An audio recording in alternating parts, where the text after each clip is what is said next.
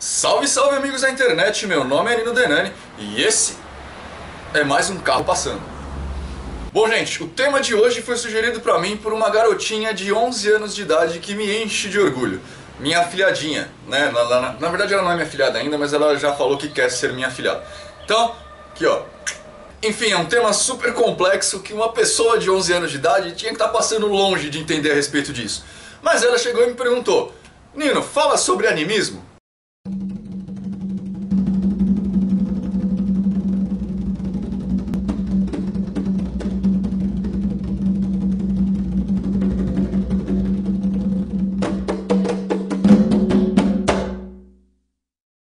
Então, eu, como um bom padrinho, vou falar sobre animismo. O tema de hoje será esse. Vamos começar do início, né? Em primeiro lugar, animismo vem da palavra animus, ou anima, que vem do latim, quer dizer alma, é alguma coisa que dá vida a um ser inanimado, né? A animação que a gente vê na televisão, né? Os desenhos animados usam do mesmo radical da palavra, que quer dizer que aquele desenho que é estático ganhou vida de alguma forma. Nesse caso, foi pelas mãos da tecnologia, né, dos 30 quadros por segundo. Mas o termo moderno, animismo, né, como a gente fala modernamente, designa na verdade o pensamento religioso que entende a alma, né? Na verdade tem duas vertentes aí. Em primeiro lugar, uma vertente um pouco mais geral, é o pensamento religioso que entende a alma. A partir do momento que a gente fala sobre alma dentro da religião, a gente está usando um animismo. O segundo grande espectro que esse termo usa é para designar as religiões mais arcaicas, as religiões mais primárias, né? É um termo antropológico para falar quando as religiões começaram a acontecer, elas eram religiões anímicas. E o termo mais moderno que a gente tem, a definição mais moderna que a gente tem, que é na verdade o que ela me perguntou e é na verdade o que eu acho que todo mundo aí está querendo saber, é a definição das religiões espiritualistas, principalmente aquelas que seguem um pouquinho o lado do kardecismo, né? Acho que quem trouxe isso para a religião espiritualista moderna foi o próprio Kardec, e ele dá uma outra significação para isso. Ele aborda isso de um jeito um pouco superficial. O termo, ele é muito complexo. Eu vou tentar explicar e esmiuçar ele aqui, mas ele é bem complexo. Na obra literária do Kardec, a gente na verdade encontra o termo animismo sendo usado para diferenciar dois tipos de mediunidade. Eles falam que a gente tem uma mediunidade anímica e a mediunidade em si. A diferença para o Kardec é que a mediunidade em si é quando existe um espírito exterior, um espírito que eles chamam de comunicante, né? No caso, por exemplo, da Umbanda é o guia, que se comunica com um médium, e o médium é usado para dar aquela mensagem para o assistente, para quem está ali no grupo. Já o animismo, né? Não dá para usar nesse caso mediunidade anímica, mas o animismo, para ele, é quando o próprio espírito do médium usa algum tipo de comunicação, que a gente comumente às vezes até chama de desdobramento, o espírito do médium que produz aquela comunicação. Por isso geralmente que a gente fala no meio espírita que o animismo tem que ser combatido, ou ele tem que ser na verdade entendido e utilizado como animismo. Mas aí a gente tem a extensão do termo, que é o que a gente vai abordar agora. Se preparem porque vai ser um pouco complicado. Bom, vamos pegar então o que o Kardec falou. Animismo é quando o espírito da pessoa produz um resultado, e mediunidade é quando um espírito terceiro produz um resultado, certo? Beleza. A única diferença aqui, o único ponto na verdade que a gente difere um pouquinho da literatura do Kardec é que ele usa esses termos em separado. E na verdade quando a gente está falando, por exemplo, de Umbanda, onde as coisas acontecem como um time, né? Guia e médium meio que funcionam como um time ali durante a comunicação, mediunidade e animismo acontecem ao mesmo tempo, com o mesmo significado, mas ao mesmo tempo.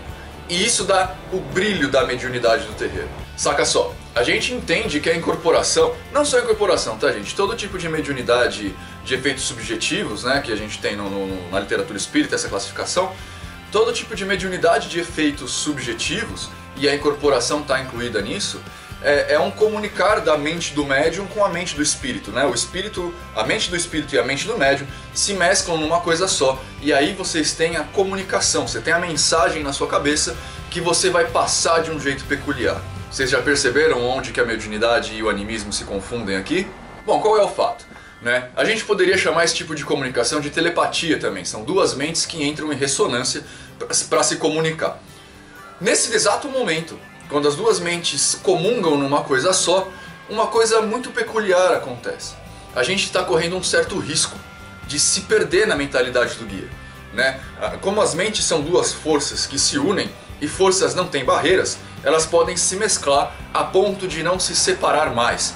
E aí a gente teria um problema, porque aí a mediunidade salutar de comunicação de um centro vai acabar virando uma possessão espiritual. E isso a gente não quer que aconteça, né? Para esses momentos, então, a nossa mente tem um mecanismo muito próprio que entra em ação para defender uma mente da outra, né? Para deixar somente as informações necessárias passarem e não virar um grande bololô de coisas. Isso a gente chama de animismo. Percebe? É exatamente a definição do Kardec, só que de uma forma muito mais ampla, né? É a mente do médium, ou a alma, o espírito do médium, trabalhando em conjunto com o espírito do guia para que a comunicação aconteça de forma saudável. É a mescla dos dois termos que a gente usou até agora. E eu imagino que deve ter ficado difícil, né? Lá quando a gente faz o curso lá da Escola do Grande Oriente Místico, Magia, Filosofia do Fogo e Doutrina Ritualística, eu abordo isso em algum momento do curso e as pessoas sempre me olham com cara de o quê, né? Então eu vou explicar direitinho pra vocês usando uma historinha que eu criei, que eu acho que vai ser bem bacana e bem fácil de todo mundo entender. Saca só. A nossa mente, ela é dividida em dois grandes grupos, tá? A gente tem a mente consciente e a mente subconsciente. É lógico que para quem estuda um pouquinho mais a psicologia vai entender que tem alguns outros lados, mas eu não preciso abordar eles agora, tá, gente? Superego, ego e ID, eu não preciso falar deles agora.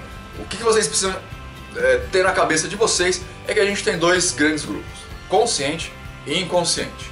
Agora imaginem um grande iceberg, né? Todo mundo tem a imagem de um iceberg na cabeça. A gente tem uma pequena camada que fica por cima da água e uma grande camada do iceberg que fica submergida, fica abaixo da água, né? Isso é exatamente como a nossa mente. A parte de cima é o consciente, a parte de baixo é o inconsciente. Dentro do inconsciente estão gravadas todas as informações pelas quais a gente passou ao longo da vida, mesmo aquelas que a gente não lembra mais de forma consciente, né? A gente não tem acesso mais a essas memórias, mas elas estão guardadas lá no fundinho.